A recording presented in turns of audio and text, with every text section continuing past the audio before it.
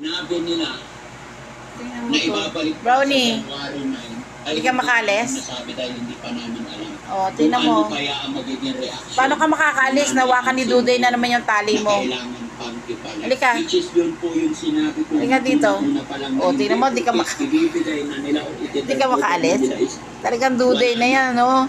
Ibig sabihin is tapos. Ate, talagang di siya makaalis din. Nakapulupot sa kamay niya, tapos sinigaan pa. Opo. Tatanggalin natin yung tali. Ha?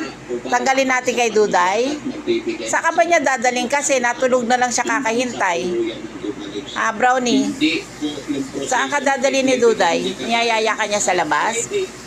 Ha? Lalabas na tayo? Ha? Labas tayo? Okay na talaga. Hindi po. Inaway ka ni Duday? Ha? Brown? Kunin mo yung tali mo, oh. Tingnan mo, oh. Ayun yung tali mo, oh. Anong ginawa sa'yo ni Duday? Gisingin mo na si Duday. Gisingin mo si Duday, oh.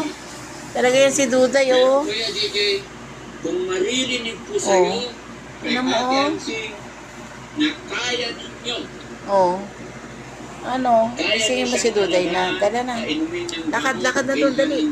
Lakad na doon. Ibalik dito Lakad na. sa pagamutan buwanang hindi po ako Lakad na doon. nakakabili na ibigay sa inyo. Walang problema. Pero, kung alanganin at hindi kakayanin ni Nanay Ang talino mo talaga, Duday. dito buwan-buwan, Oh, yung tali. mag-iisip tayo. Gusto tayo, niyakap mo pa yan. Mag-iisipan Tumayo po ka na dyan. maigi. Dahil hindi po ako papayag na mula simula na nakilala ko si Kuya Brownie. Robert, Tawagin mo si hindi Brownie. ako papayag na Tawagin mo si mapunta sa Brownie wala. kung makaalis siya. Brownie, tara na dali. Sa mga Ay, wala na. Tayo na rin yung isa. Ayaw ko Joke lang. Ay, hindi ka lalabas.